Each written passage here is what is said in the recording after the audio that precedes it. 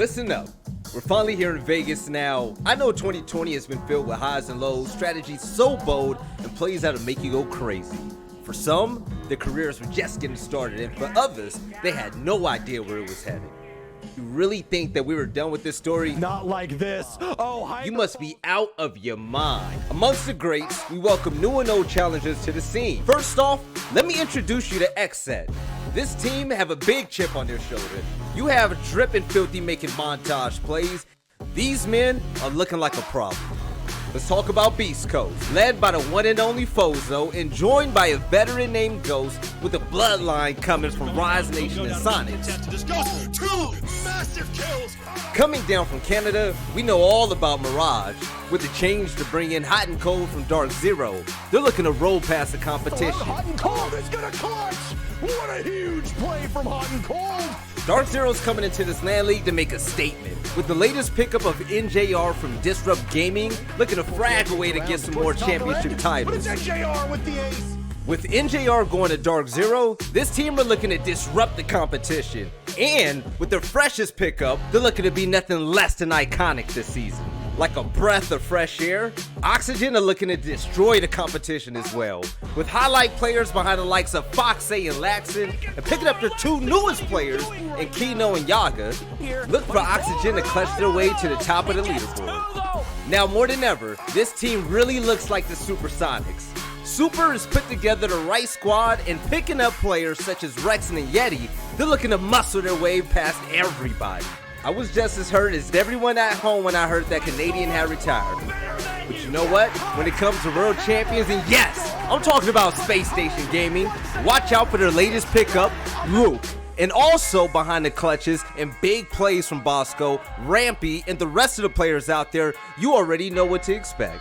Another team that's stacked with superstars from top to bottom. When it comes to Chala, you can count on him when it comes to clutches. And when it comes to entry fragging, we all know what Merc does best. There is nothing you can do when you're up against the likes of TSM. Who's ready for 2021? This is the NAL.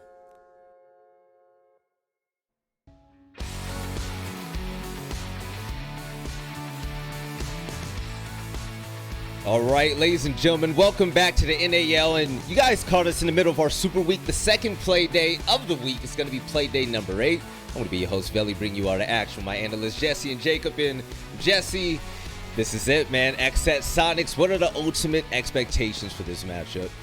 XSET Soniqs have, a lot on the line here. I think the expectations are that Soniqs are going to take this. Soniqs are seen as one of the, if not the best team in the league right now. XSET have been struggling. They're currently sitting, towards the bottom of that leaderboard. So this is going to be one where, I think Soniqs are the favorites, but there's so many, consequences if Soniqs can come out on first here. It's going to be a fantastic game and, very important for the standings. Jacob, when it comes to looking at things on paper, that last matchup of the day, Dark Zero versus TSM, looks like the best matchup that we should be expecting, right? Yep, that's an on-paper banger, but Disrupt versus Mirage is also expected to be pretty close. And SSG versus Beast Coast, I'm hoping that also runs a little bit closer than just like, because Beast Coast is higher on the standings, SSG can't perform. All of these, with the exception of, I think, our first one, have the potential to be incredibly close games because all of them have a lot of big point values on the line that we need to pay attention to. And if you take a check at the standings, Soniqs currently sitting in second place because OXG had that overtime win over Dark Zero, but they have more games to play in the Super Week than OXG do. And also, if you're looking at TSM all the way far down on the leaderboard, they don't have that many games that they have left to play, so that they may not be able to jump into the top 3 contender if the Soniqs and Oxygen and Dark Zero keep on performing the way that they have been. It is getting super, super tight right now. Yeah, Jesse, ultimately, I know you're the number guy looking at these standings right now. Oxygen number 1, XSET last place, but SSG is a team that I have my eyes on, man. Is there any hope for them at all? Not for first, no. Space Station's maximum points right now would be 12, which in a best case scenario gets them tied for third. You've got to expect teams like Dark Zero and Disrupt will be picking up some more points as the week goes on. So, it's a little bit tough for Space Station right now. They're not likely to finish last, although it's still possible. For them, I think it's going to be about just closing out these last couple games strong, getting those points on the board, solidifying the team with Luke and all that, and just making sure they're ready for SI. Yeah, now let's talk about the matchup now. The first series of the day is going to be Soniqs facing off against XSET, and these teams are on two different journeys at the moment. We're looking at a team that's number 2 in the standings, another one that is dead last. And looking at XSET, Jesse, coming into the season, there was a lot of talk about their aggression and their play style and how it was going to convert to Pro League. And so far, how has it been looking? I think that XSET, you know what, they love to get aggressive and, you know, they like to jump up with all these, like, you know, fun roaming plays, but then that's always followed up with even more aggression, and I think it's starting to get a little bit predictable. We saw in that last game when XSET were, you know, maybe it was Thomas on the roam, and he would make a big play on Jaeger, and then he would just like vault out a window and try to go for another play, where it's like, you've already given your team an advantage, you can bring it back at this point. And I thought that Disrupt in their last match did a really great job of reading what XSET were going to do most of the time. We saw another play where, you know, Mark ran up the red stairs, got a pick, and then Thomas just like rushed him from the bottom floor, and he was just ready for it because he's like, okay, I'm probably gonna get flanked because now they know where I am, and he just watched for the pick and again was able to stop that aggression. So I think that XSET are starting to be read into a little bit, and I don't know if this is something where they can easily just change their playstyle on the fly. But you know what? They need to be aware of that fact and consider at certain points dialing back a bit and maybe just playing with their advantages once they get those. Yeah, Jacob, looking at this team XSET going against Soniqs, they're going to need to find success now and fast. What does that success look like to you? The thing is, I just don't know with XSET at this point in the stage, because I want to find like a comfortable map for them to play on. I don't really know if they have a comfortable map. I want to find, you know, some way that their playstyle can, you know, like 1 or 2 very small adaptations to their playstyle, but it still looks like they need to make more of a complete overhaul than they have been. And they might say that they're coming into a game feeling comfortable or feeling ready, but when you have a string of consecutive losses, especially big losses under your belt, I'm looking for a positive pattern. And for XSET right now, I simply don't see it, because their performances over the past, you know, 6 Playdays thus far don't really give me much reason to be that confident. And one thing about their game from yesterday that was especially concerning is that the 3 rounds that they won in their game against Disrupt didn't seem like there was a connection between any of the 3. 2 of them came on defense and they didn't really have many similarities, and then 1 came on attack, but it was because they were executing on a mistake that they clearly saw in Disrupt's plan. So there's something that just isn't working out with the squad, and I wish I could say definitively what it was. Yeah, looking at Thomas right now, 5 kills, 9 deaths. This isn't the type of MVP performance that we usually show off when it comes to a team, but looking at their match on Villa against Disrupt Gaming, I mean, Jesse, there really wasn't a lot of any positives really to point out. Yeah, I wanted to bring up Thomas here because he was one of the guys that, you know, was trying to get aggressive in a lot of those, you know, circumstances, and he's had success in the past. You know, you go back to that, you know, Clubhouse game against Mirage, and he's playing on Smoke, and he's getting that crazy 4K. You know, I'm not doubting these players' individual skill. I know that they have that talent, but I think it's just some of the decision making that's going on inside of these rounds that's really causing, you know, guys like Thomas as well as the rest of the team to flounder in certain situations. So I wanted to highlight Thomas because I want to see him do better. We've seen him do better in previous games. He's been stepping up as more of the IGL in this stage, and, you know, we know he has the potential, so I want to see him stepping it up in this game. If he can do that, you know, I think they've got a shot against the Soniqs here. Jacob, going into the season, I mean, there's a lot of talk about the Soniqs. This is a team that disbanded basically everything and kept Super. Along with Joe Bro, they brought in part of E United, and this team is sitting pretty right now. They're on a 4-game win streak, and it looks like they're looking to not stop their tear in the NAO so far. I mean, they don't really have a reason to stop. Super, before the stage began, emphasized that this was a stage where they were not really focusing that much on getting within that top 3 to top 4 bracket. It was kind of a rebuilding effort because you have to find a way to splice in the Soniqs mentality with the raw gameplay that the old E United core showcased back when they were a team in Stage 2 last year. So you're looking for a way to combine the two, which means that the expectation isn't incredibly sky high. You obviously want to play to the best of your ability, but you're not trying to get very, very high in the standings.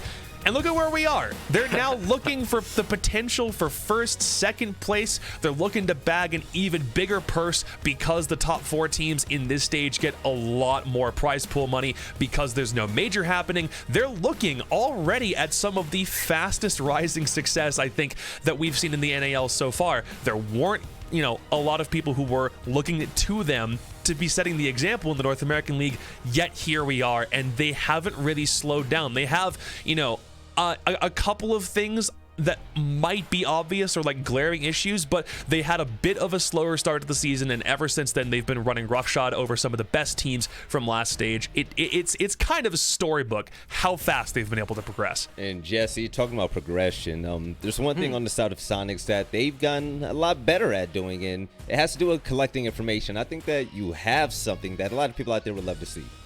Yeah, we've got a clip from the last game, and this is one that wasn't shown on broadcast, but we got it thanks to the replay demos. And this is really their droning. We're watching Ghost's POV, and just watch how swarmed he gets with these drones earlier on in this round. It's a pretty extended hold. There's the first drone he gets caught off on, and he's ready for somebody to push him, right? And this is something that Soniqs have struggled with in the past. Oftentimes, they're all droning for themselves. Everybody's droning at the same time, and they follow up their own drones. We saw this struggling. There's a second drone catching out Ghost, and he's sticking around. He's trying to shoot this drone, and he's just having problems with it, and then he gets pushed from this angle instead. Rexon just comes around from the other side, stops him in his tracks, and this is really, the great coordination that I think Soniqs have improved on recently. In previous games, they've struggled with their drones. That led to them having not a fantastic attacking win rate, and although we didn't get a huge sample size last game, it seems like they're starting to work on that and build it back up. So I think that's a great sign for the Soniqs, and I'm excited to see where they go from here. And Jesse, naturally, having all types of information like that is going to help superstars like Grixer just capitalize, right? He's like an opportunist.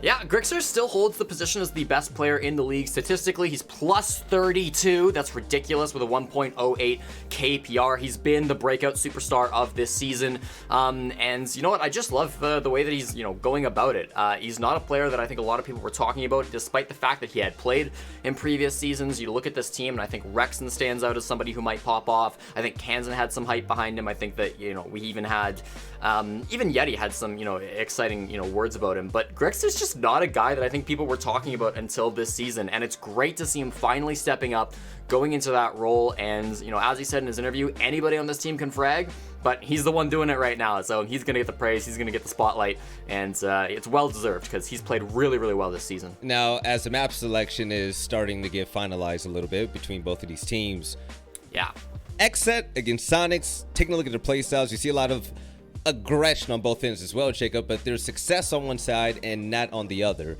When it comes to XSET facing off against Soniqs, what's going to be the keys to victory here? God, it's such a hard question to answer with a team like XSET that just simply hasn't shown that many bright spots.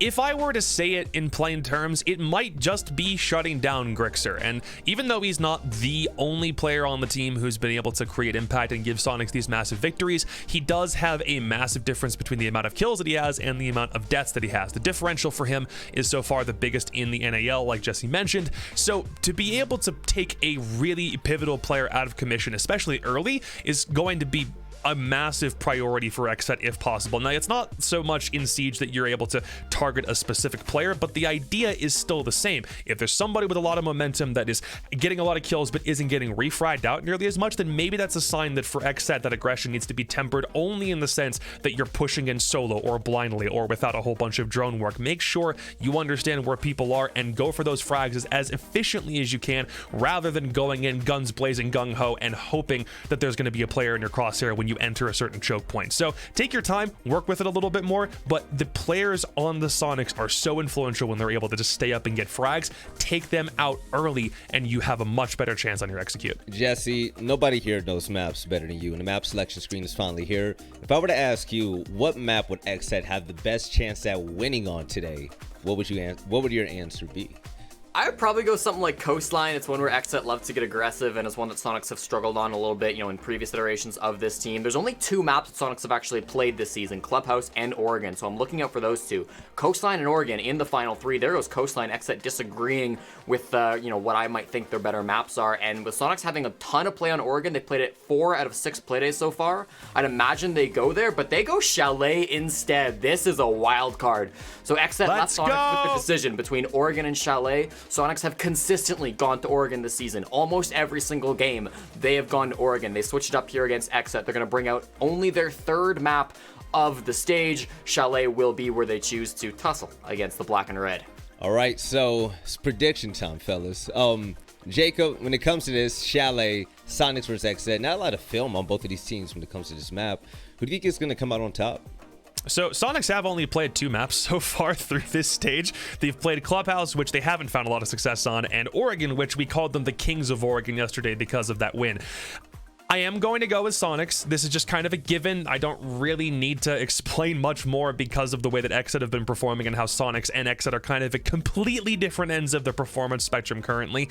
XSET probably are looking at Chalet in the hopes of being a little bit more of a surprise. It's not a map that they have comfort on because there isn't a map that they have comfort on. So do something a little bit more unorthodox and play to your strengths because it is an attacker-sided map, and so far for the Soniqs, it might be a little bit more kryptonite than they were expecting, but I still do think the Soniqs can get this one. Jesse, I think it's fair to say that the truth of the matter is, at the end of the day, it's kind of like any given Sunday. An upset is still possible, especially on a new map. Do you think that XSET might have that upset today, though? Bluntly, no. I think Soniqs are definitely the picks here. There's potential, right? But the thing is, like, XSET gave Oregon to Soniqs. They were ready for it, and they didn't even get it, right? So Soniqs threw a curveball right at the end there. That's like the sucker punch to the gut that I think is really going to throw XSET off. Maybe they've got Chalet prepped, and they've been waiting on it all season long to pull it out against the Soniqs. Totally possible, and I have no doubt that they have, strats for it, and they're ready. But it seemed clear to me that they were ready to play Oregon in this matchup. That was sort of the primary one that they were expecting, and that's not what they got. Combine that with the fact that Soniqs have just been so much better this season. Soniqs are the clear pick in this one, but you know what? Crazier things have happened. The clear pick in this one is going to be all 3 for Soniqs. Ultimately, is I'm going to rock with that team for well. It's my prediction, but also I was involved in a piece where I talked to you guys, the audience, about why you should keep your eyes on Soniqs and why I think they're special this season. So before we jump into that matchup of XSET versus Soniqs, let's go ahead and take a look. Well, when it comes to the Soniqs, I mean, what else can you really say? If we backtrack real quick to go to Season 1 of the NAL, we saw E United and Soniqs both in this league, and both of those teams vastly underperformed. Now, the thing about both of these rosters was we knew that the potential was just so high up there to a point to where we even predicted at least the Soniqs to make top 4 and for E United to have upset wins against some of the best teams in the world. That didn't happen, so they pretty much merged and created one of the best teams in all of NA, and it has been a wild ride so far. They've lost 1 game this season, and that was a Dark Zero. But you know what? What else can you really expect when you go against one of the best prep teams in all of North America, especially when you're one of the newest teams in North America? But you know who they did beat. They beat teams such as the likes of Beast Coast, TSM Oxygen, Disrupt Gaming, and the world champs, Space Station Gaming. The standouts? Grixer. But what is he even the best at? He is the best overall player in North America by far, and if that's not enough, the guy is ultimately a perfectionist. So while being the best rated player in North America, he also has the highest KD, which is a positive 32. And if that's not scary, you have his teammates filling in behind Cost, every single other category, and Super was top in plans, but he's gonna get there soon. But the thing is, this team has depth. They have a standout superstar in Grixer. And if Grixer isn't going to perform, you have the likes of Kansan, you have Rex, and watch out for Yeti on the flank or even Super to game plan to beat your team. I feel like the Soniqs, ultimately, they're such a well-rounded team this time around, and Super built the right team around them. So, when it comes to the end of the season, the Soniqs are currently sitting in 2nd place, and I see them making a lot of noise. So for the entirety of the season, I'm going to keep my eyes on this team, because when it comes to Joe Bro and what he's game planning with the rest of this team in Super, I think that this is one of the hottest and brightest teams in all of the world.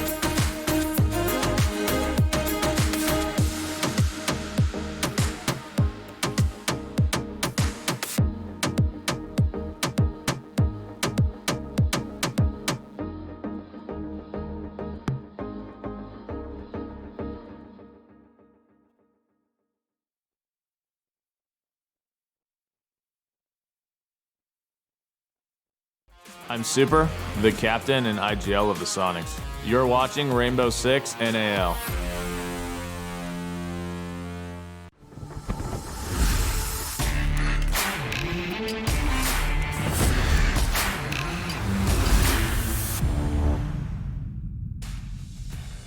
Hello, everybody. Welcome to our very first matchup between these two teams of the Soniqs versus XSET. We're going to get underway with Playday number 8. We're almost done. We got one more day to go, and we're in the middle, literally smack dab in the middle of our Super Week. Michael, XSET comes in with just a single victory so far this season. They are 1-1-4. That means 1 win, 1 overtime loss, 4 regulation losses. Yep. The Soniqs, meanwhile, come in with their roster, and we always joke about the fact that this is a top 4 potential. Well, they've been in the top 4 for pretty much the entirety of this season, and they come in second place, trailing Oxygen, who, by the way, OXG has the day off. So the Soniqs got free points on the board. Michael, what are you expecting for this matchup? I'm expecting an absolute trouncing here for the Soniqs over XSET. I don't want to beat around that bush, to be honest. I have a lot of faith in XSET's potential as a team. I think that they've got a bright future ahead of them. I think growth is definitely in their path. But, I mean, to be frank, the Soniqs have already hit their growth spurt and are currently striding towards their prime. They're looking so good over this stage that has lasted just about a month. And it's I don't know. I don't have any questions for them. I'm not, considering their weaknesses here, other than, I guess, all right, we're going to Chalet. Haven't seen either of these teams play on Chalet. Maybe that'll be the upset, like Jesse suggested. I don't know. I mean, that's the most I can give to XSET, is the map is not necessarily, to our knowledge, ideal for the Soniqs. We don't have any real intel on how these teams are going to play Chalet. Chalet, of course, being the newest map added to the map pool. We jettisoned Theme Park, and in came the sunny beaches of France, which is where Chalet is. With XSET, I mean, it's so tough when you look at this team, right? We've talked about this over the last 2 shows, and we've been kind of focusing specifically on not just the standings, but also how some of these teams are so new. Teams like Mirage are basically an entirely new roster. Beast Coast have never really played at this level before. Same with XSET. XSET has some veterans that have competed at a high level, but this is a tough start for them against some teams that are showing lots of potential. Now, I mean, SSG are obviously a weakened team. The Soniqs look mighty, mighty strong to join the top 4 with OXG, DZ, and TSM. It's funny to me, actually, the XSET players are constantly talking about how they need to do better, we need to move forward, etc. And it reminds me of a Simpsons quote. For those of you that are here, there was one of my favorite scenes from The Simpsons involves Bill Clinton, and it goes, "We must move forward, not backward, upward, not forward, and always twirling, twirling, twirling towards freedom." And I feel like if you just read that off, XSET will eventually get there, and that might actually make its way into their social media presence after this, because frankly, you can make all the motivational tweets that you want, but something is very clearly not working with this team, and I don't know what it is. I think you're correct where you say that their potential and their upside is high, but at this point, after today, they have but a single play day to try and figure it out this stage. What are they going to do to turn it around? Yeah, that is a good question, and I have some more to add to it. But before we get to that, the poll for today, for this matchup, Filthy and Rexon have both flashed in the past, but neither have taken over this stage. These are players with a lot of potential, but which one will show their potential today? Again, that's on Soniqs, Rexon, on XSET, Filthy. Now, the poll has moved back to Twitter. We did it on Twitch yesterday, but you'll have to check R6 Esports NA to vote on that one. To quickly go back a little bit here to the XSET conversation, actually, something that hasn't been brought up, and I think it is relevant here, Parker. XSET, in a way, have kind of been cheated this stage. I mean, we're talking about how they've got a lot of potential, and we think that they've got a great upside, blah, blah, blah, growth, blah, blah, blah. This stage has lasted about a month, and we're seeing the play days back to back to back. That is not offering a lot of time for teams like XSET to grow and to learn from their mistakes and to evolve as a team. And meanwhile, you've got teams like Oxygen, Soniqs, who are feeling real good about their position. You could see it on their faces right now. And they have no need to grow. They're already in the power spot. They just need to take this moment, shine as much as they can, and carry that into a stage victory. Twirling, Michael, twirling! Twirling, towards Parker. freedom. Ah! That's what we need from XSET today. I think he nailed it, and I'm really glad that you actually brought that up, because this was something that was talked about when we moved towards permanent super weeks, when we lived back in the glorious country of Poland. Back in my day. And you remember we used to do one show a week, and then we started doing 2 a week, and a lot of teams were even talking about how only a day or two between your matches was not enough time to prep. Nope. If you played on Monday and your next match was on Wednesday, the coaches were talking about how much work had to go in to get ready for that next matchup. And there were a lot of teams who were bad on Monday and were great on Wednesday, and a lot of teams who were great on Monday and terrible on Wednesday. Well, you don't even have that 24-hour buffer anymore. XSET played the third match yesterday, and now they're in the first match today. That's a 20-hour turnaround. Yep. So for their coaching staff and for their players, there's a lot that they need to focus on. So it's a good thing to point out, because some of these teams are meticulous with their planning and preparation. And it's very challenging to do that when you only have about, in all reality, after you factor in sleep and all that, you only have about 10 hours to accomplish it. Regardless, there's the band phase. Yana Band is a bit of a wonky one as we begin our matchup on Chalet here between Soniqs and XSET, the second place team of the Soniqs, fighting against the 9th place team of XSET. Neither of these teams have played this map, so we're in for a real treat. All right, so looking at Yana statistically for XSET, for those of you who are wondering, she's played 23% of the time when available for XSET, and she is a 31% win percentage. So that's, it's okay. I mean, it's not great. There are better operators on XSET's side. However, obviously, the Soniqs know that while she is an operator that is played by the XSET, they mainly just want to get rid of her utility. One thing to note with Yana is that she's got the Gon 6 now, which means that she has 3 explosives, which, you know, for those of you counting, apart from the breaching charges, that makes her dangerously similar to Ashe. And she's got that Yana clone. So there's a lot of soft destruction potential on Yana, and it's why she's seeing much more play in the NAL as of late than I think many would have predicted. It really is that Gon 6. I mean, it's that extra little piece of sauce on top of an already perfect dish of an operator. Now you're just making me hungry, Michael. You know, I made myself breakfast today. It was excellent. I will cook for you breakfast anytime, Parker. You cooking me breakfast when we wake up? I will cook you breakfast. With coffee or Yana tea. also, of course, Shib's favorite operator. So... okay. People will understand it. The people watching, and Shabazz, or Shibs, as a lot of people refer to him, SHBZ. A lot of people will tell you why. He's gonna salivate over that shout out. Yeah, Parker. I think salivating is something that he does quite often. That man needs a glass of water. Yeah, Let's put it that way. He needs a gallon of water.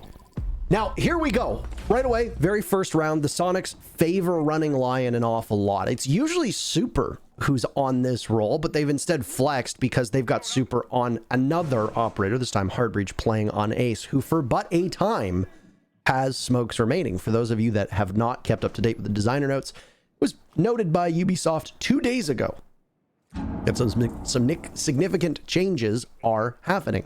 And one of them is that, well, Ace is losing smokes. He's getting a Claymore. Thermite is getting smokes, losing his Claymore. So Ace will now not be able to execute the same way. Maybe a small buff for Thermite. Also some big changes to Lord Tachanka. We'll see if he's any way viable. He's had a very tiny amount of play so far in the NA League. He hasn't been particularly impactful. I actually think it was Creators who played him last a couple play days ago, and well, nothing really came of it because we were so worried about him being so strong, and it turns out that the Lord is actually quite mortal. I find it a little bit ironic that Tachanka went from being a funny meme to being a pathetic meme upon his rework. But he is pretty, changeable. I mean, you could definitely make him a better operator just by, increasing the range of his fire or whatever change you want to make. Anyway, here and now, some hard destruction going into the A site wall. C4 goes out and is shot by Yeti. Good reaction there to deny any potential damage from that explosive device.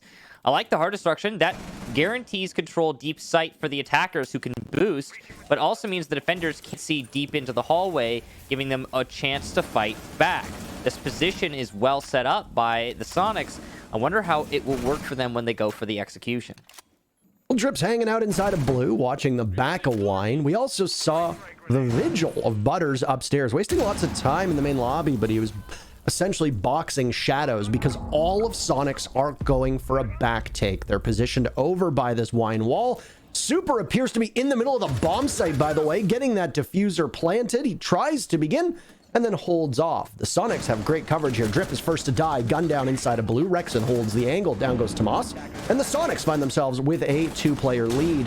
Still above, Butters is trying his darndest. He manages to get a kill, but traded out by Yeti, who ascends the back stairs in a 1v1 against Creators. Creators wins that, but, well, the rest of his team isn't. Excellent play from above as he finds a second onto Grixer, but it's a 2v1. The Sonics at about halfway on that diffuser, and Creators making tons of noise. He'll have to hit the barbed wire on the way down. All the Sonics need to do is train their guns at his exact location, but they seem quite intent to give him a 1v1. Maybe just waste some time. He's only got 7 seconds left, and he's got to either fight through blue or a connector. He gets shot at from both angles. It's Rexon inside of blue who ultimately capitalizes, and the Sonics get round number 1. That round is a good example of the dynamic from the Sonics. I mean, okay. The hard destruction on the site wall. Love that. The reason they do it so high is because they can boost as the attackers in the hallway to gain line of sight into the site itself. But the defenders, who are standing on the floor, are not going to have such luxury. Now, there are some boost spots in sight for the defenders, but they are not great options generally to contest that angle. So, the Sonics, with excellent control over the site, without forfeiting any of their positioning power, are able to then turn that control into a plant. They also have vertical on the drop so they can cover the direct push. Now, you got to imagine that Super's the one calling and planning out this strategy, and he's also the one planting that diffuser deep in sight. And again, that's the dynamic of the Sonics. They don't need 5 people who are going to be on the top half of North America statistically. They only need 4, and that's exactly what they've got. The coverage was excellent. The strategy, also excellent. A lot of thought clearly put into that. And it is likely telling of the Sonics being exceedingly prepared on Chalet, which is something that I obviously XSET and their fans really don't want to be the case. 10 seconds left before insertion. Attackers have located a bomb. Who was it that was talking on the analyst desk yesterday? Or maybe I'm confusing myself with just endless chatter on social media, but there was a lot of talk about Grixer, but Yeti has some, as I think, actually kind of stepped into the background here of the Sonics. Now, I have a soft spot for Yeti. He was one of the first players that I ever casted in CCS way back when he was on a team that was known as Core Impact before getting picked up by World's Best Gaming. If you recall, the first matchup that you and I ever casted together was WBG versus Rogue, and King George was actually in that matchup, if you want to know how old we are and how old King George is, and also how bad King George is, but that's a conversation for another day.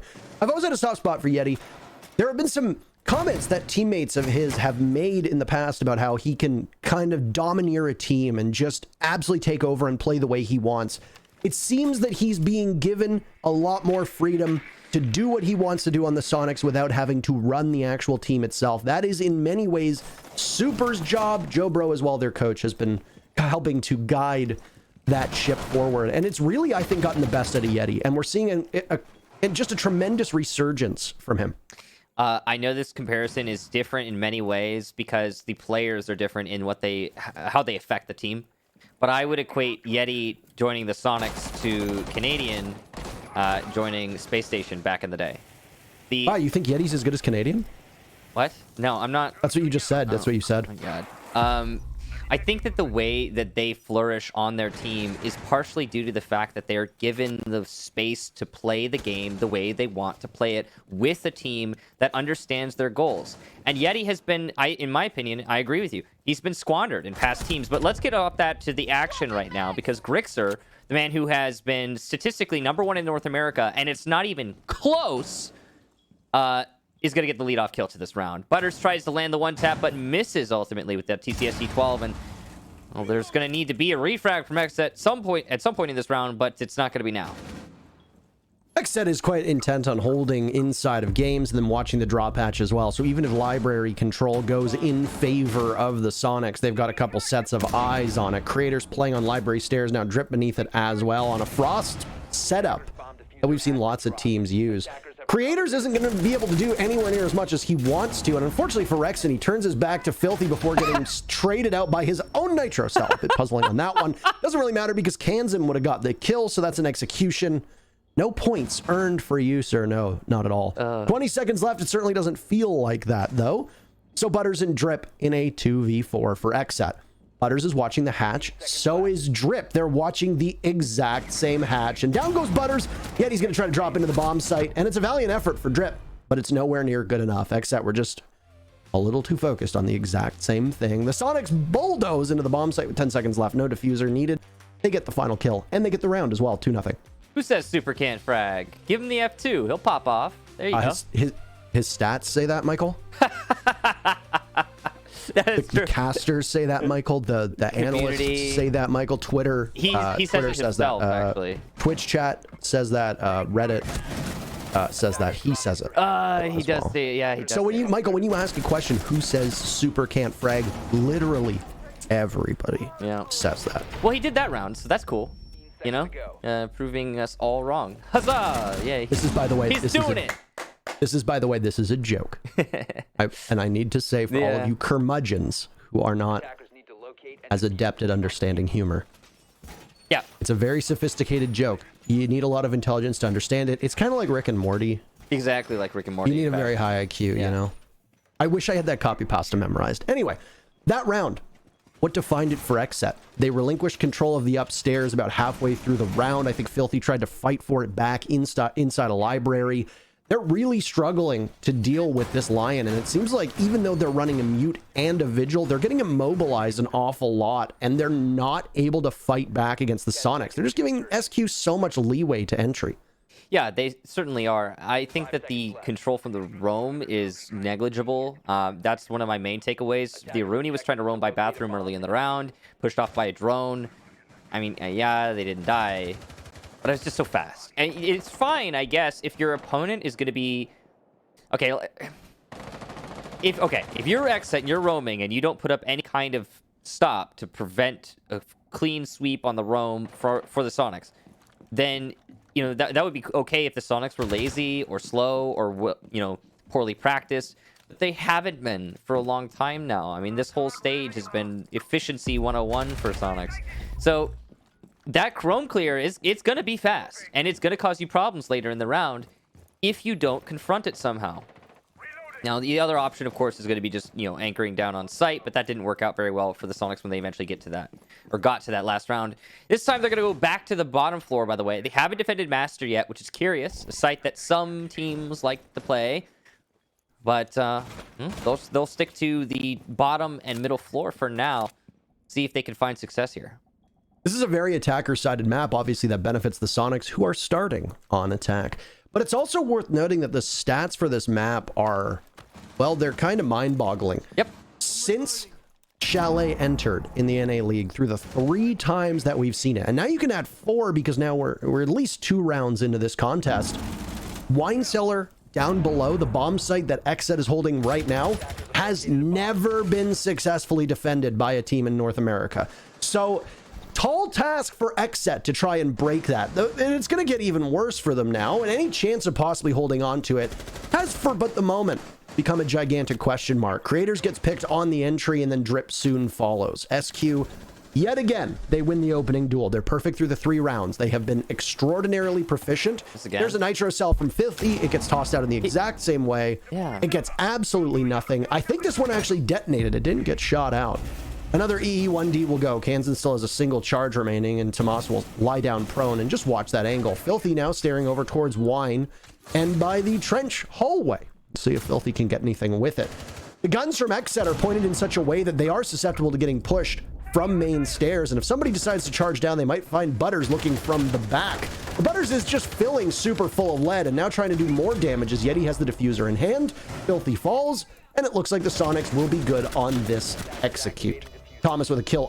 1, 2, 3, maybe? No, he's not going to get it. Grixer shuts him down. Grixer, why are you running that charm? You weren't at that event. You weren't at the first 6 Invitational. We see you, Grixer. You know what? You're the best player in NA. You can wear it. There you go. You got permission. The Sonics are up 3-0. You weren't there either, Parker. Do you get to give out permission? You know, it's kind of funny. And I was there. I have that charm. I actually... Michael, I'm aware. And you know, the funny thing is, I was going to tell you the story. I also have that charm. Oh, yeah? Now, how'd you get it? Now, here's why I have that charm. All right. Because after SI 2018, they told us to message them, and they were like, yeah, for talent and stuff like that, obviously you guys get the charms too, but you know, you gotta message us your Uplay account.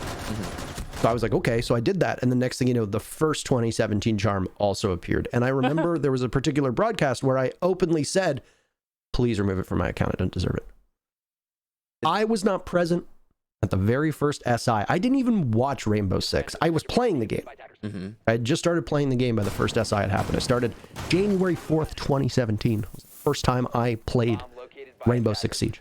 January 4th, 2017. But it was during Red Crow.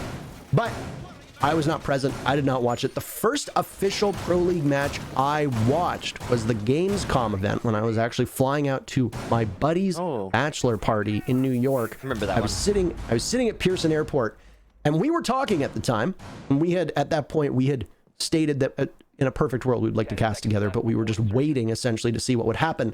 And I remember watching Gamescom, sitting at the airport being like, how cool would it be if I was doing this one day? And guess what? Now I'm doing it. You're doing it, yeah. And it's just as cool as I thought, baby. Oh yeah. No, it's I'm happy for you, Parker. I remember working Gamescom. That was a confusing event. It was weird because it was in Germany, right? And the game has like an 18+ rating. And so they had like in an open Peggy 18. Yeah, it was in an open area, the stage, where it was like a bunch of other stages from other games. And there was a giant tarp over the front of the stage, so that only people who were deemed to be old enough could go in and see it, because at Gamescom there are sub 18-year-olds. It was a really weird event, apart from just that. Anyway. Yeah, and some of them were playing on stage. Yeah, some of them were. That was also the first event where we had 2 spectators. I remember we had a top-down and a first-person dedicated spectator, which we had never had before. Sorry, I'm getting distracted. So, XSET losing their first player here, as is routine, as is expectation here. Kansan will use a Lion E1D. That's to prevent the refrag. So he wants to make sure that that doesn't happen, but it will. And Super will answer it in turn. So Soniqs maintaining their lead in the man count through this round. And they also have control on library side. That's going to give them a good platform to attack onto the site. Now, the downside here, by the way, for XSET is this is the second least defended bomb site in terms of win percentage. And man, XSET are just getting smoked. Grixer was not even looking in that direction to start with. He just looked He punishes Butters. And there's 1 minute and 15 seconds left. The Soniqs with a major upper hand at the moment, 4-2. Now, the good news is that you still got a mute and you still got an echo on the board. No nitro cell for Filthy. He's already used it to get a kill, so that is worthwhile, but you don't have any plant denial. You've still got the yokais in play for Drip, at least assuming that they haven't been spotted out and destroyed. So if Drip does go on to his handy dandy gadget here, I don't think he's going to be able to if he's dead. Filthy joins him in the afterlife. The Soniqs absolutely putting on a clinic. It's 4-0. Yeah, clinic is right. Y'all didn't see it, but that final kill cam was the perfect surgical example of the absolute destruction that we are currently witnessing. Yeti's having a ball. He's enjoying himself. That's why they have a dedicated cam just for Yeti, so we can catch those moments like that, because you know you're gonna get them. All right, so let's break down the strategy. The Soniqs, they took library, or attempted roam from XSET. It didn't work. They got destroyed.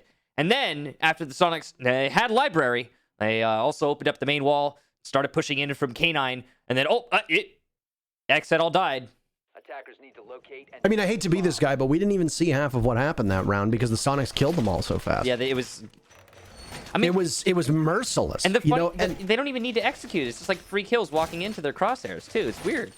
There were 3 players on XSET, all of whom died, and I don't even think they saw the Soniqs players when they died. So it's just, I don't even know what, like, it's so hard to effectively break down what a team is doing right and doing wrong when you can't even see half of what they're doing right now. And if you look at the XSET side of things, this is round 5. They have a grand total of 8 kills.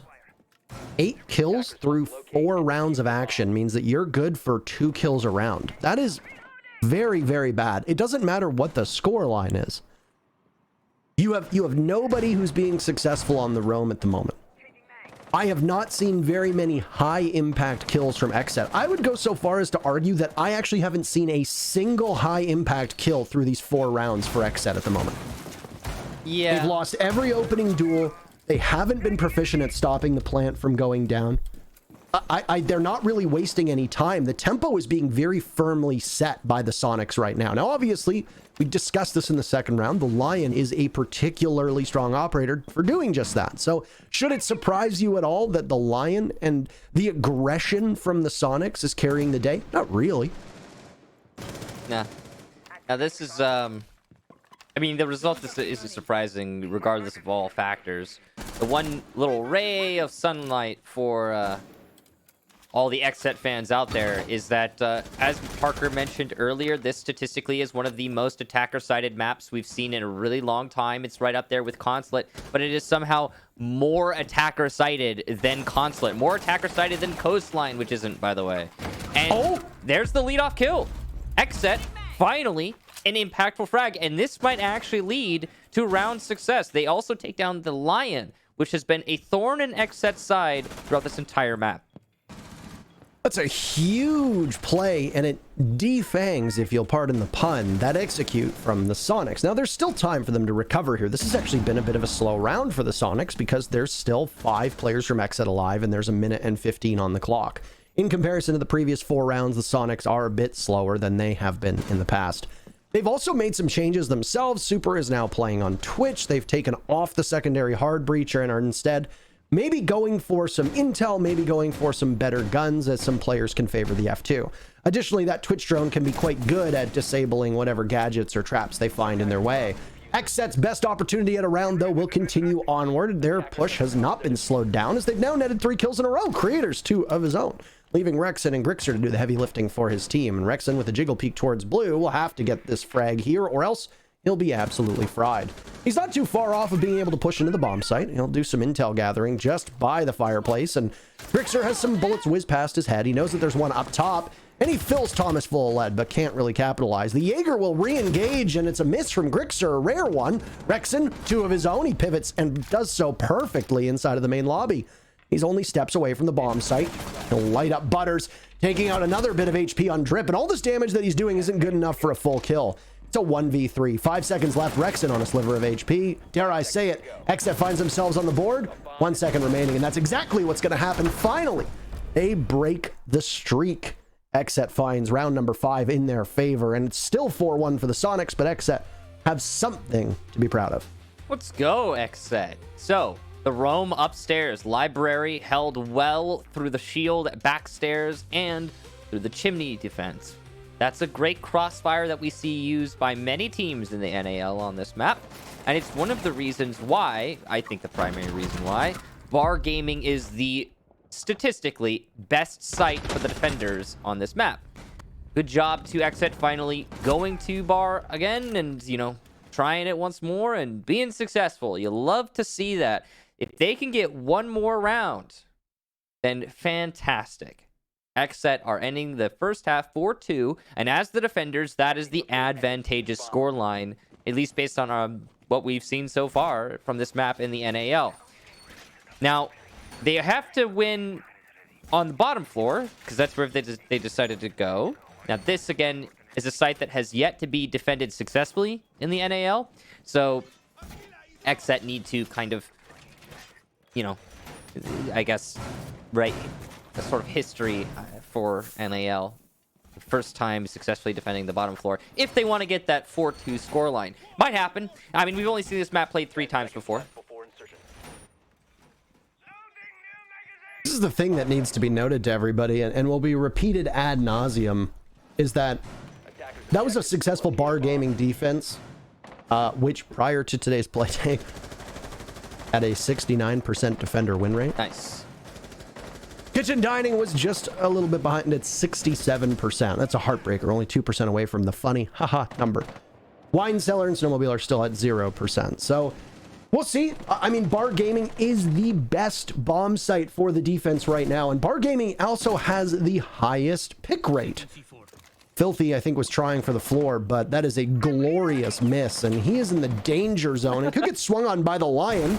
He will, but they both end up missing. Oh, Super instead decides to engage through West Main, and there's two different players from XSET who try to take him down. It's Filthy who ends up being successful. He immediately turns, and his focus goes towards the window inside of Trophy to see if he can net a second onto Kansan.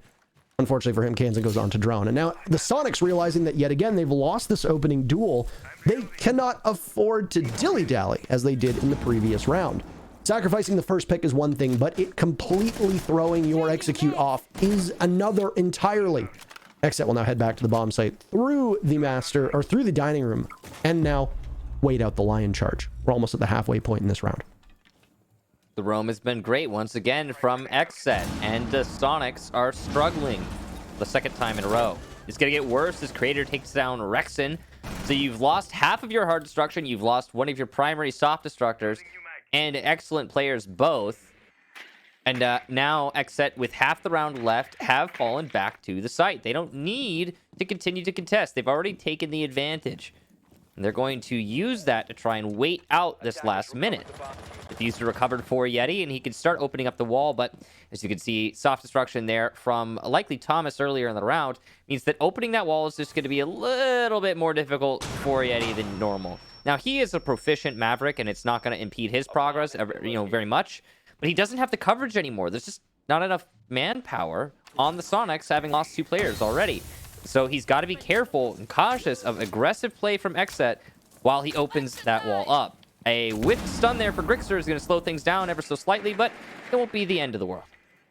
There have been 10 holds here on this bomb site and 10 wins for the attackers. A trend line could possibly not end up working out in the favor for the Soniqs. The thing is that, well, that's a second Nitro Cell that looks to have been botched, as now the Soniqs will have to carve their way through the panel leading into the back of Wine, and also the side part of Wine. Grixer eyes the doorway and looking for some intel on a stun. Drip has been downed, and there's good coverage from the Soniqs as they burst through, execute in mind. The kill feed going back and forth inside of Connector. It's Butters who's in a very pivotal spot, and Grixer will have to hunt down the remaining members with 5 seconds left. In just sheer timing, Grixer gets a frag, but that's about it. Nothing else he's going to be able to do. The first half will end with XSET showing a little bit more life than we saw at the start. They've picked up the final 2 rounds, and most importantly, the very first defender victory on the wine cellar bomb site down below. That momentum will need to be carried over if XSET want to have a chance here, as it's now the Soniqs on the unenviable side of Chalet. All right, let's be straight up about that round. The Soniqs once again falling victim to the roam from XSET. I love that XSET decided to get more aggressive with the roam. It was clearly the right call. A hard destructor down, another player down, 2 players total, and you get a lot of the soft destruction out of the way as well. Following that, the execution. I think, honestly, the Soniqs execution into the site was damn near perfect. The one big problem, they didn't have enough bodies. That's it. The steam ran out towards the end. Also, they didn't know they had downed the Kaid in the hallway. I mean, that's unfortunate. You don't get point notifications at this level for those of you who don't know. So you just kind of have to either know or not know that you've downed somebody based on other indicators. Just like one more player there for the Soniqs, and I think that would have been a successful round for them. And XSET, yeah, they managed to get it, but man, it looked like they barely scraped by. I mean, that was scary towards the end. If Grixer had the information that he could go for the push in the 1v1 in Connector, he probably would have won that. I don't know. I worry about XSET now that they have to go into attack, because it's their turn to show us the strategy they have. What have they got on this map is a big question mark. It's the same one we asked for Soniqs earlier. Now, it's on XSET.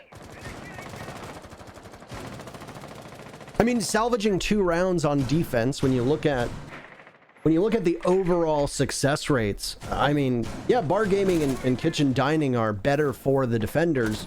You can go to both of them twice and then have master / officer wine cellar as your third or tertiary bomb site, but a lot of teams don't like that. Also, kitchen dining has only been played 3 times.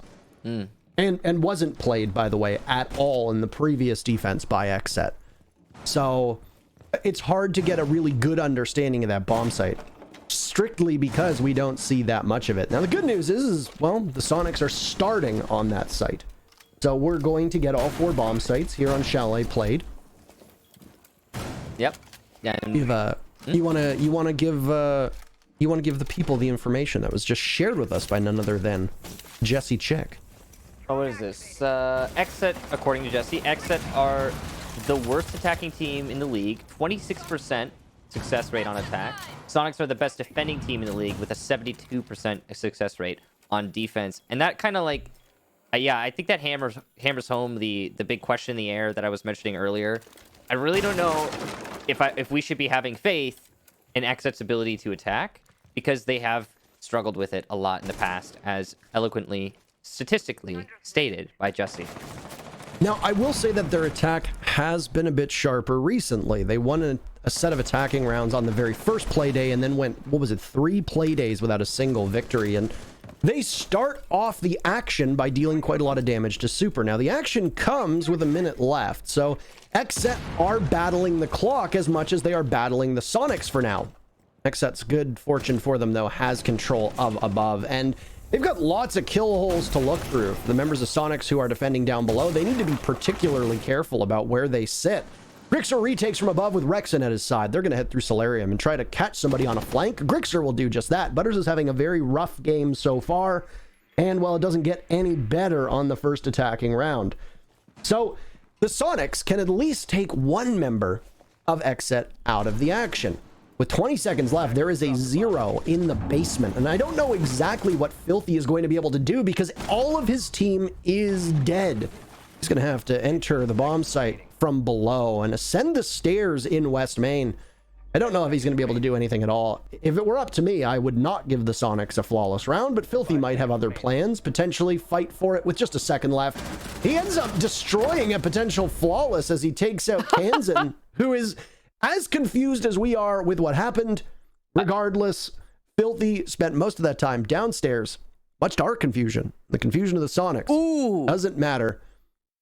Thomas seems to have a barb in mind. That's fine. It looks like we're going to get a timeout called, presumably by XSET. We will wait on confirmation as the Soniqs are up 5-2. Kansan asked, "What are you doing to the 0 of Filthy in the basement?"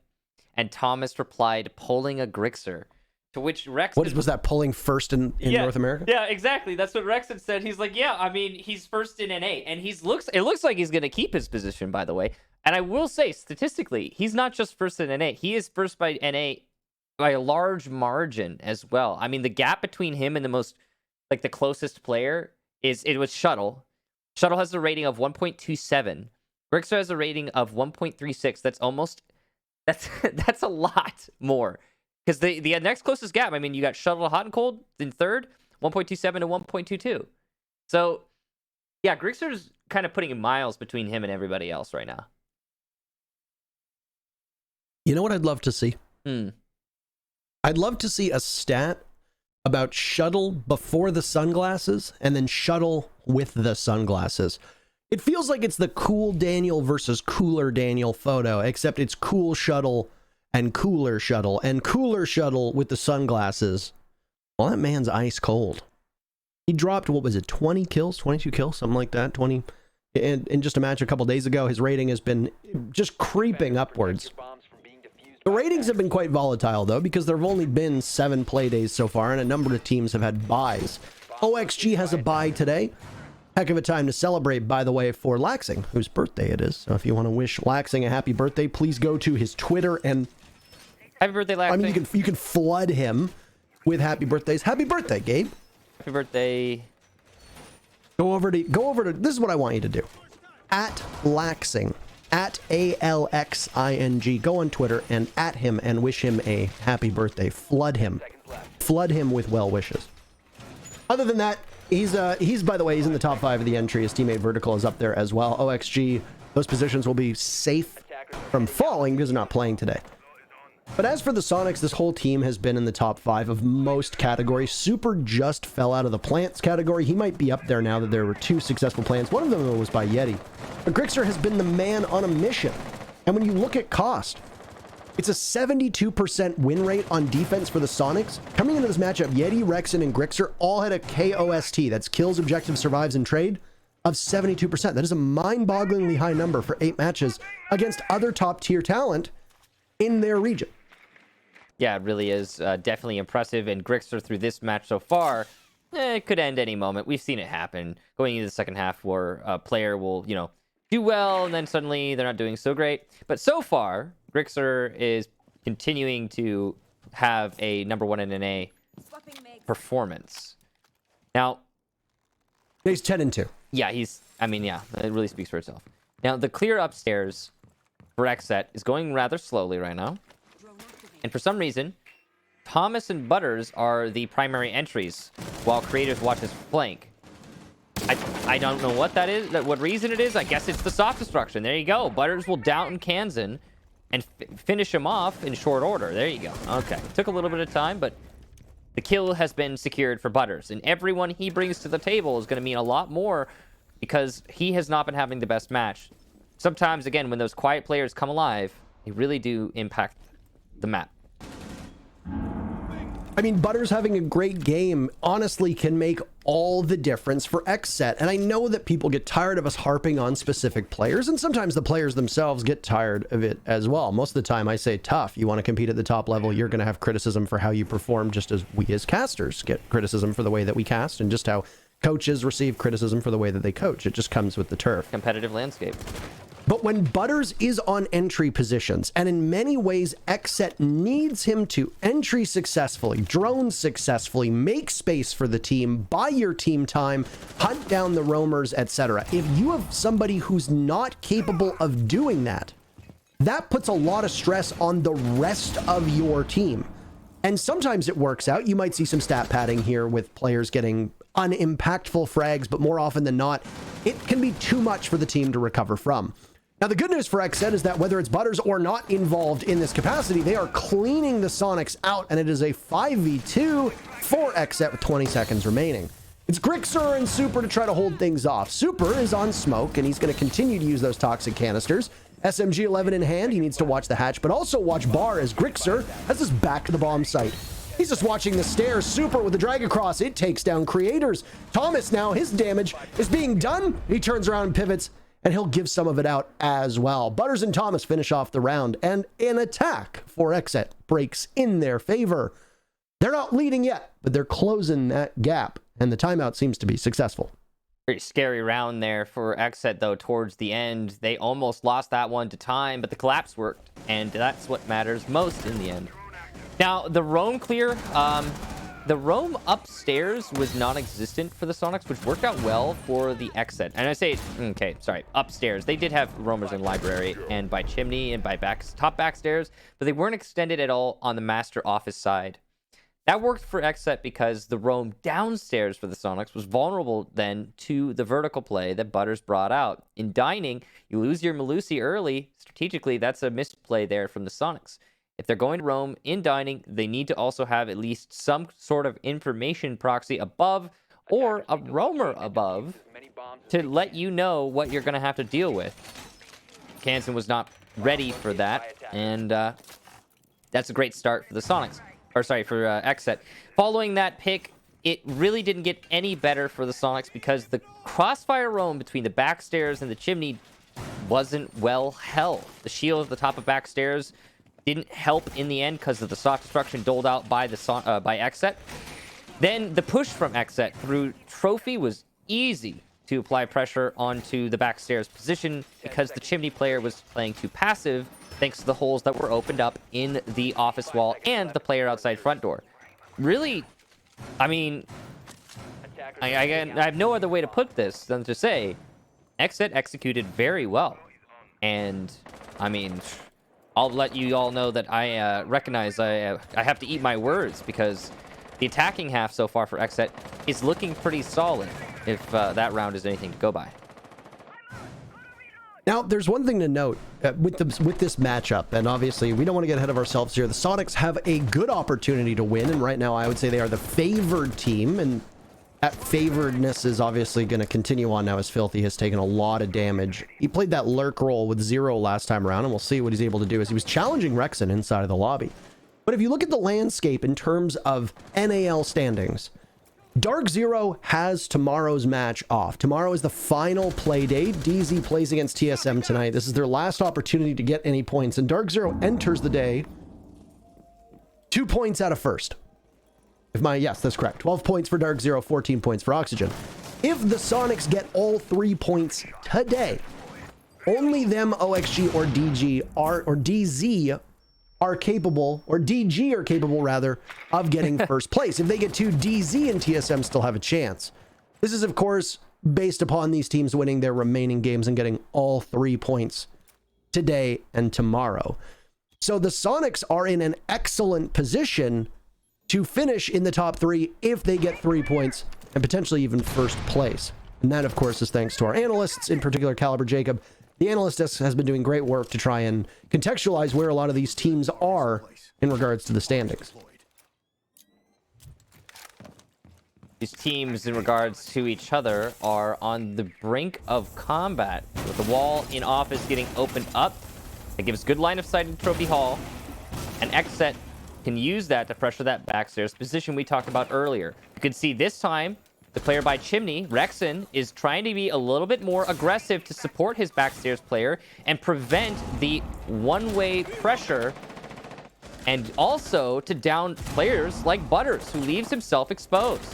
Rexon will drop into the site. The Soniqs knew they could have won the round last round if they just had a little bit more manpower on site later.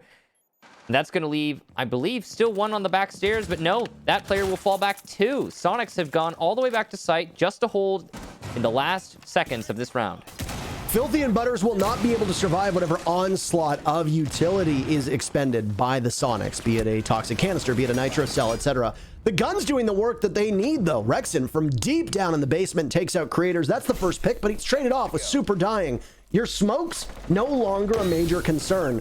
Yeti, though, and Rexon find 2. Amidst the smoke, Yeti will try to just soften up anybody in there, and the kill feed turns blue. The Soniqs sweep XSET out of the bomb site, and they find themselves on match point. Yeah, I mean, that's exactly what you expect to happen in a situation like that. You've got all 5 up still for the Soniqs in sight with 30 seconds left, and it's going to be a catastrophe for the attack 9 times out of 10, because it's really hard to... This site, Bar, is not the type of site where you take a piece of it and then you plant there and you're all covering from a distance or any of that stuff. You can't do that like the way you can on Wine Cellar, for example, when you get the cutoffs. And the first attack round that Soniqs put downstairs, they did just that. They got a cutoff. They planted on the other side of Pillar. Great.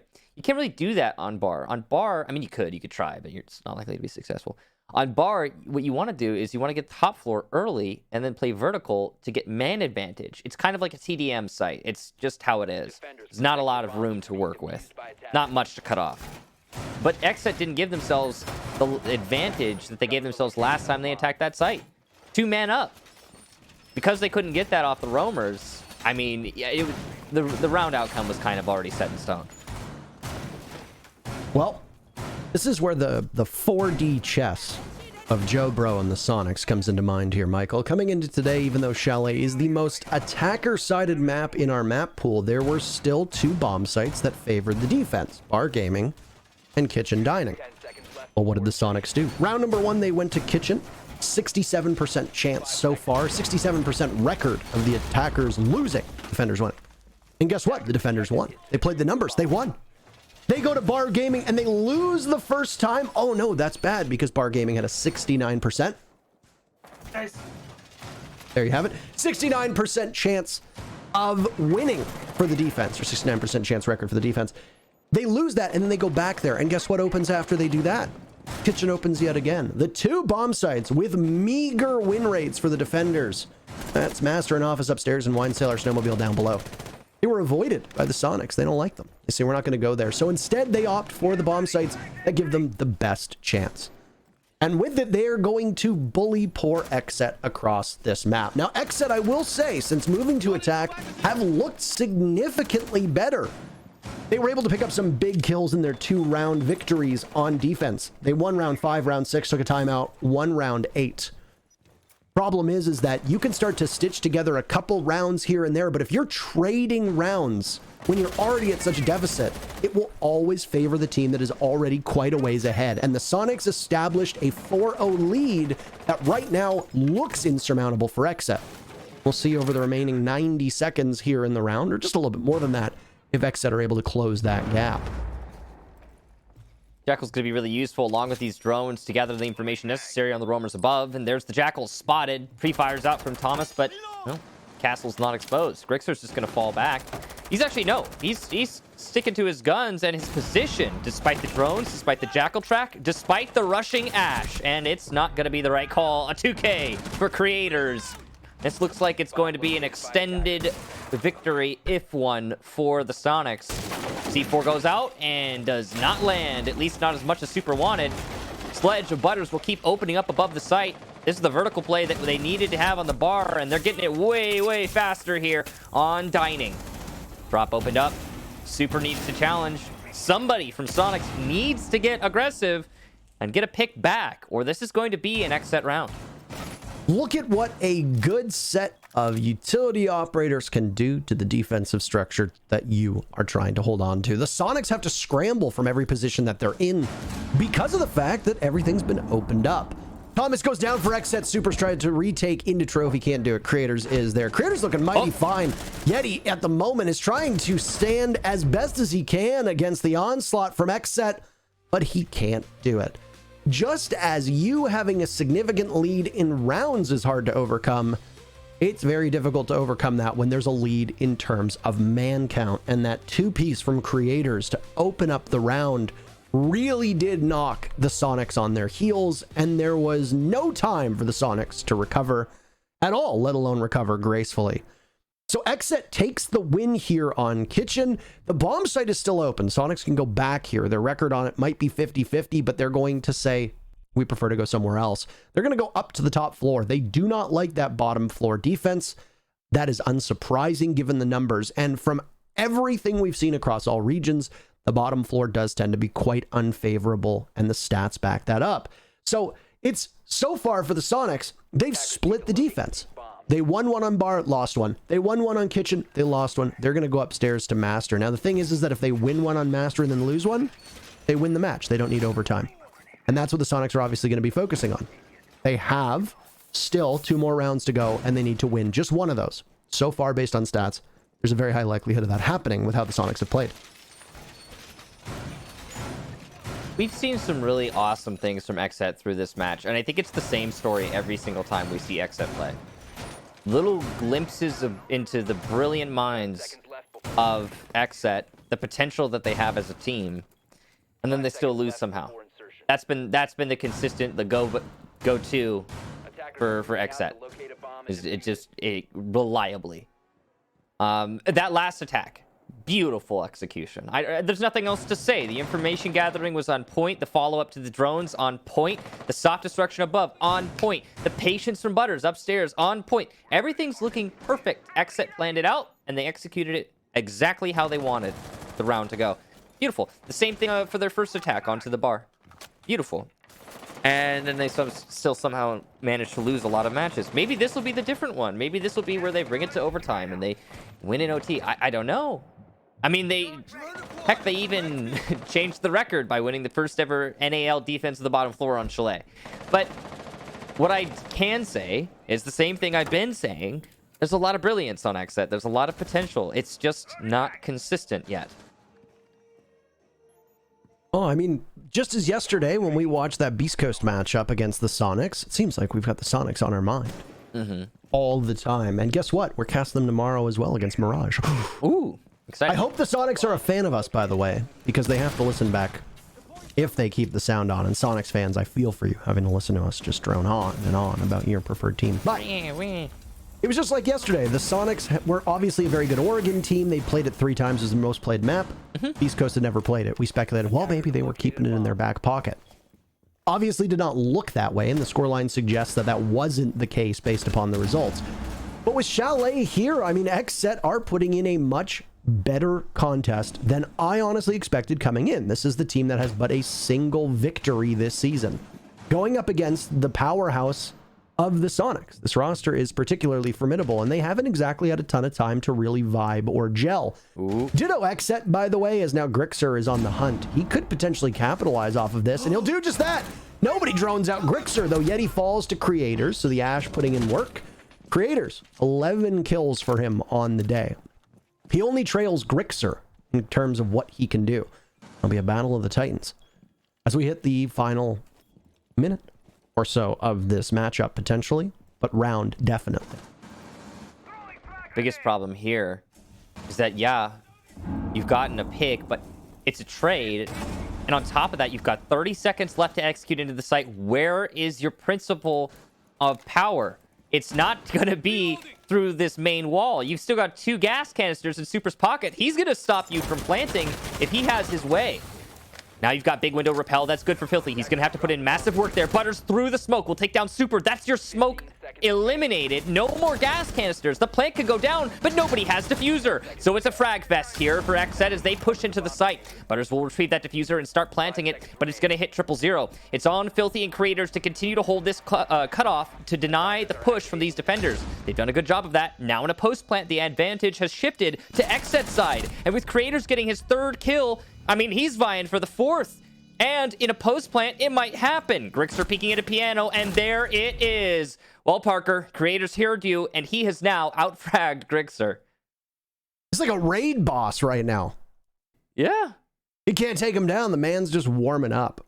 There's a great quote that I heard from Easily way back in the day. He said that when you get a kill on land, it's like you get a plus 20. You're specifically talking about Bolo. He's like, Bolo gets a kill on land, and he gets plus 50, and he just continues to grow and grow and overpower you, and there's nothing you can do. Well, Creators in that round, well, he was eaten up. One of the favorite phrases for NA. The Sonics tried their best, but the thing is that when the push came down for XSET, the Sonics only had Super involved in Office. The last 2 players from the Sonics, one was down below, and the other was buried deep inside a Solarium. I don't know if they were just worried about the window pressure from Filthy, as Zero was on a repel, and that's a very hard spot to contest. You can't really do much at that point other than just fighting the repel, and you have no intel there, especially when a lot of teams try to put somebody inside a piano to get the refrag, and that's exactly where Creators marched to. He took up space inside a piano, he held an angle into Office, and he could cut off Master with Filthy looking in the same direction. Also, because the deployable shield was still there, he was capable of playing off of it. It meant that SQ was going to have to retake through piano and fight a crossfire while being essentially miles away from where the diffuser was planted in Office. XSET knew what they were doing. They got the necessary picks. The opening picks in particular were quite strong, and Grixer was isolated on that roam. He was effective at the start, but through the mid-round, he really wasn't able to make that much of an impact. And by the time he got back to the bomb site, it was far too late because a retake was essentially impossible. The Sonics will take their time out on the final round here of regulation. Overtime is still very much a possibility. XSET have the favorable side on Chalet. It is not a done deal. And even though the Sonics looked like the better team at the start of this matchup, things have tightened up very quickly. They certainly have, Parker, and Chalet's nature as an attacker-sided map is starting to solidify. This is now the 4th time we've seen it played in the NAL, and that statistic of being the most attacker-sided map is holding true so far.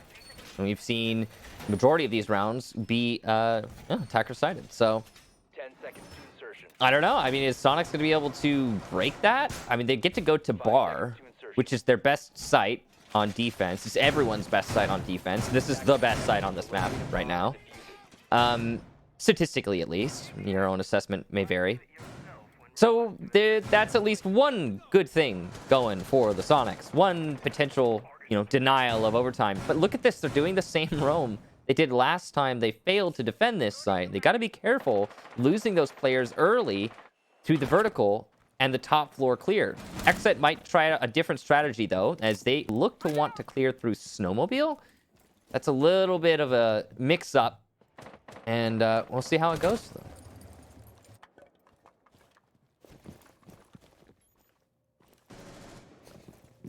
Oh, Filthy down below yet again on this lurk, and they're prepared and ready for it. Grixer knows it. He's wise to his tricks. But Grixer's looking towards blue, and Filthy's watching the drop inside of dining. And if the Sonics do decide to drop down in that particular area, they're going to find themselves very quickly dealt with by none other than Sam Fisher. Shut off the lights. He'll still find you. Didn't work very well for Filthy last time. But No, not at all. But mostly because his whole team died before he could even do anything.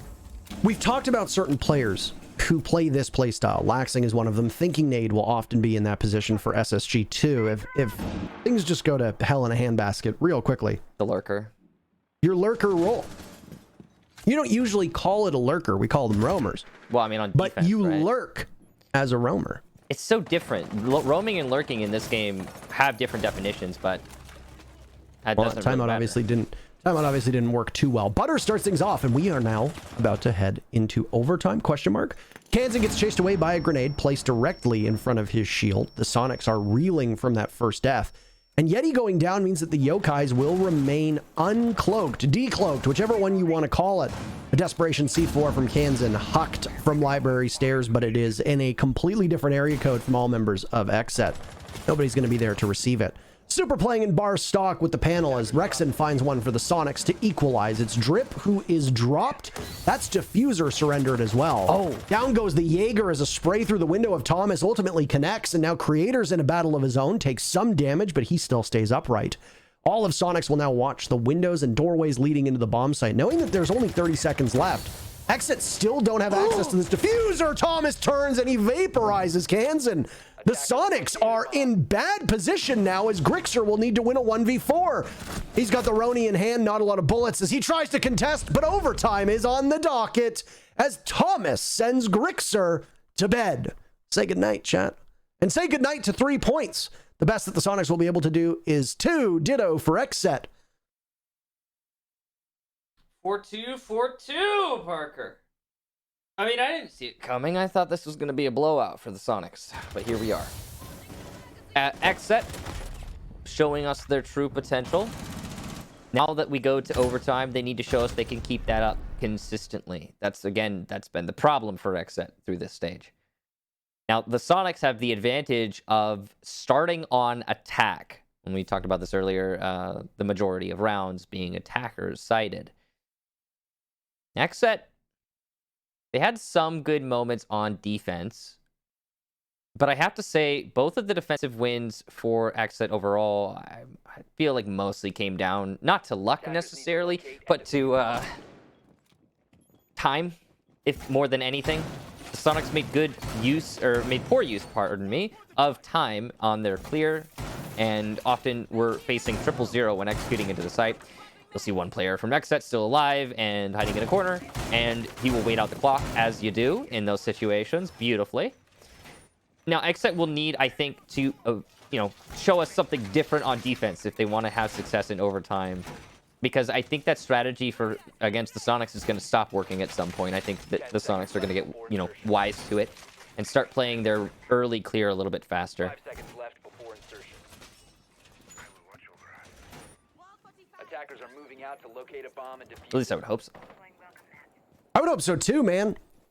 XSET just playing the map, playing the side. The Sonics could not hang on, and they engaged a little bit too early. The Sonics, I feel like, got a little bit too reckless on some of those defenses, and I know for XSET fans, they're not going to necessarily like that. It sounds like we aren't giving their team enough credit.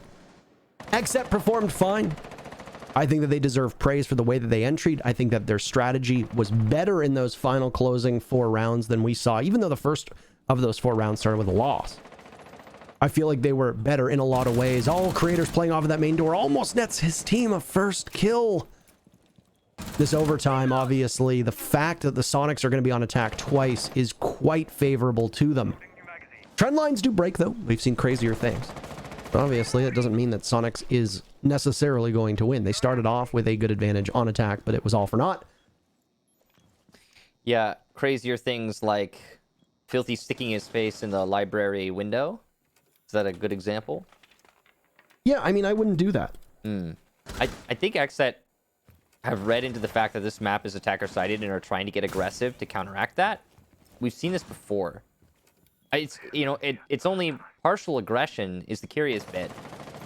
But what I'm more curious about is, what is the Soniqs attack strategy right now? Like, I think it's a master office clear with pressure, to clear out the top and back stairs and the chimney position for the defenders, but it's been so slow. Good toss from Yeti. It doesn't trigger the gate at all, but does take out the Banshee on the other side. He has an opportunity to push through the wall inside of office and not have to deal with that Surya gate. But Thomas knows just that. And he's going to sit and watch. Sitting, watching, waiting, wishing. What's that Jack Johnson song? I don't know, but Thomas can sing that one in his head. As the Soniqs seem to be, I don't want to say stalling out, but they are not necessarily in the best spot to deal with this. Is the Jaeger still watching the spot? That's the question that I have to ask. If Thomas is holding that angle, then the Soniqs are going to be in trouble. But there's Grixer to save the day. He finds a freebie in a second as well as he clears out the library from main stairs. The Soniqs have control of the second floor. The 3 remaining members from XSET are all down below. Drip will hold himself up by library stairs. He can also play out of the closet just to the left of it if he needs to. And he's going to see Super, who's blind to the left. Down he goes, and the diffuser surrendered in that case as well. That's damaging, and it's a very high impact kill from Drip. But there's Grixer with a kill of his own. He wants to wrestle this lead away from Creators, and he does just that. 16 kills on the day for Grixer so far. Drip cannot be stopped, though. He's now worked his way over towards Dining, holding this angle. Diffuser will need to be planted at some point. It'll be on Butters to stop it. Kansan absorbing a lot of damage. Yeti going for the plan, as Butters will need to find it. Can he play around this angle? No, he can't. Rexon swats him away. Drip, the only man so far with any kills on his team, will now have some even heavier lifting to do. He won't be able to get Yeti, though, and the Soniqs will go back onto match point. They weren't able to close it out. We'll see if they can do it this time. 3 attempts so far, not good enough, but the attackers have a very clear upper hand here on Chalet. Soniqs back onto match point and Yeti back out of his seat. He'll return, though. The early round, very slow for the Soniqs. They spread themselves thin too. I actually think that if given a better opportunity there, XSET probably could have used that aggression they were trying to harness earlier to great effect. But they didn't get aggressive on, I guess, the right places. So early game, nobody gets anything other than XSET getting time. Into the mid game, we saw good clear, I suppose, from the Soniqs on the Master Office side. They opened up the wall towards Chimney, but because the Jaeger playing on Chimney, they had major problems. Now, this is where the on-the-fly decision-making for the Soniqs, whether it's called or it's the individual, is irrelevant. This is where it becomes the highlight for me. Grixer, who is playing by front door, I'm more than confident that his position was to lock down rotation or any potential rotation from basement roamers or anyone coming down the back stairs or anybody coming in from dining or what have you, to lock down that rotation from front door. It's a very powerful position to play. That's Grixer's job. That's his role in that strategy. But he sees the problem that the Jaeger presents at Chimney, and he confronts it directly, knowing that he would go unnoticed creeping in through the main lobby, because who the hell creeps in from front door and then the main lobby to attack Chimney in that situation? That's absolute suicide in most situations, but Grixer knows that, and he takes full advantage, and he opens that round wide for his team. There was almost no hope, in my opinion, if not that play for the Soniqs. They were just running out of time. They didn't have the control, and Grixer gave his team hope.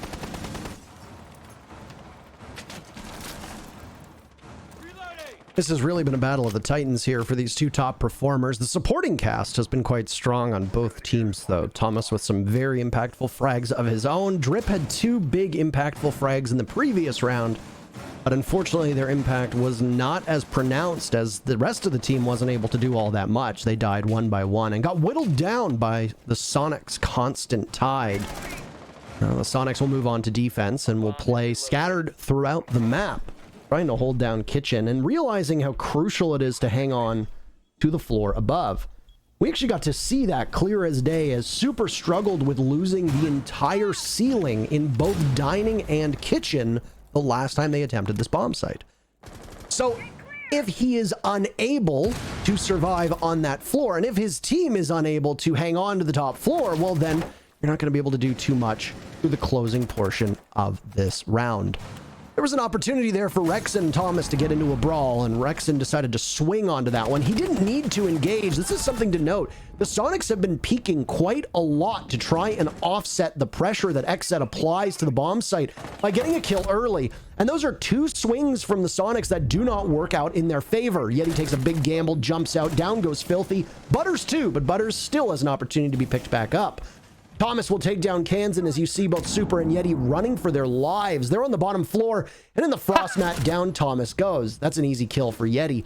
He's got the entirety of the B bomb site opened up above him, so he's going to have to play very, very safe. Super's still down below. He's a mute, doesn't have access to a nitro cell. That's not where you want him to be, especially since most of the floor is entirely unpenetrable.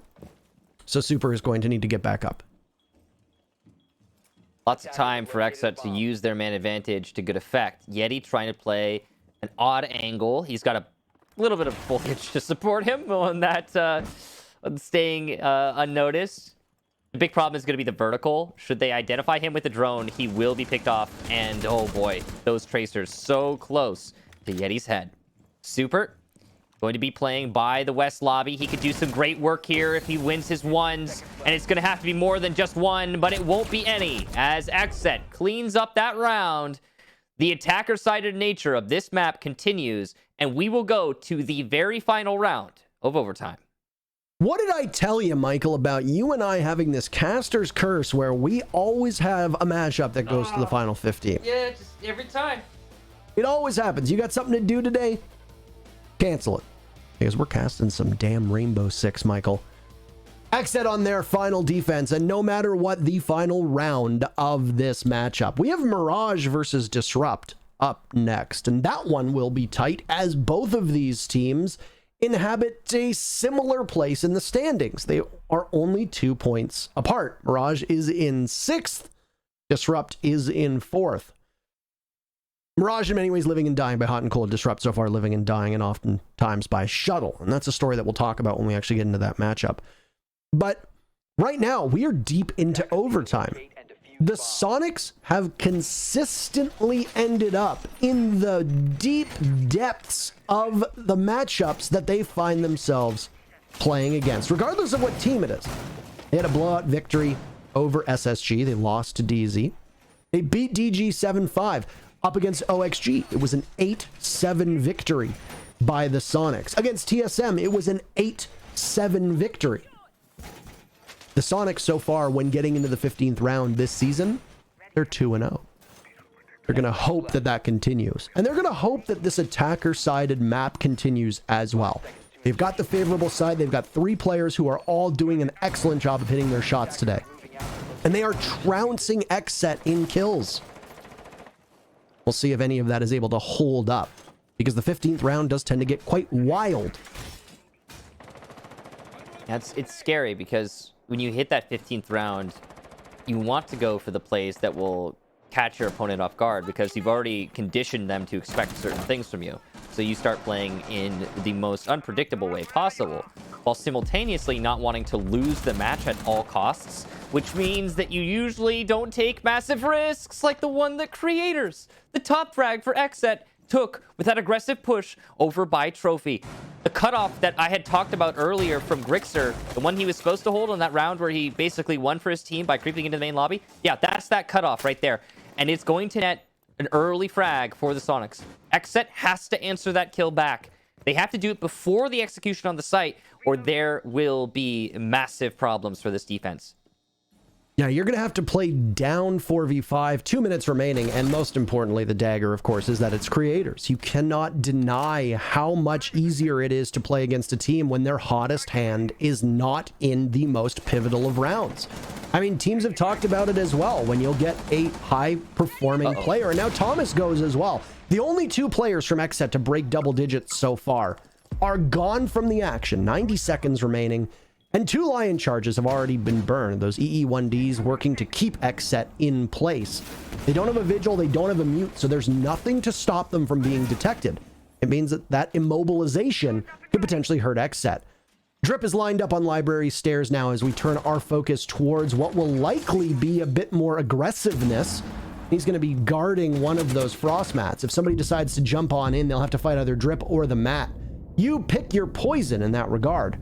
Filthy stunned out by Fireplace, Nitro Cell in hand, playing in front of the Goyo shield. He's getting some spam marks, and he'll just pre-fire around the corner, yet puzzlingly lose it to Yeti anyway. Butters is next in line. More spam marks coming out, and Butters will ascend the stairs, but he gets tagged by Grixer. This is a dagger to the heart of the XSET fans as it's Drip in a 1v5, and to close out the matchup, the Soniqs will finish it flawlessly. They remain perfect in this 15th round. They walk away with 2 points over XSET. Beautiful win there at the end for the Soniqs. It looked like they were starting to choke their lead, to choke their advantage, to maybe toss away the match. But no, the Soniqs lock it up when it matters most. And they are letting their opponent know. You can tell. Oh boy. 19 kills for Grixer, by the way. A 3K in that last round. And man, he had some impactful rounds. Specifically attacking Bar, he was the key to success. And he is going to significantly extend his reign as the #1 player in the NAL currently. Grixer, but let's talk about the rest of the team. Let's talk about Rexen and Yeti's performance on the Soniqs. Let's talk about Super as well, being able to hunker down and delay as best as he can. Unfortunately, the only player that didn't seem to have a massive impact on the scoreboard today was Kansan, but he, on every single attack, was instrumental for the Soniqs on Lion.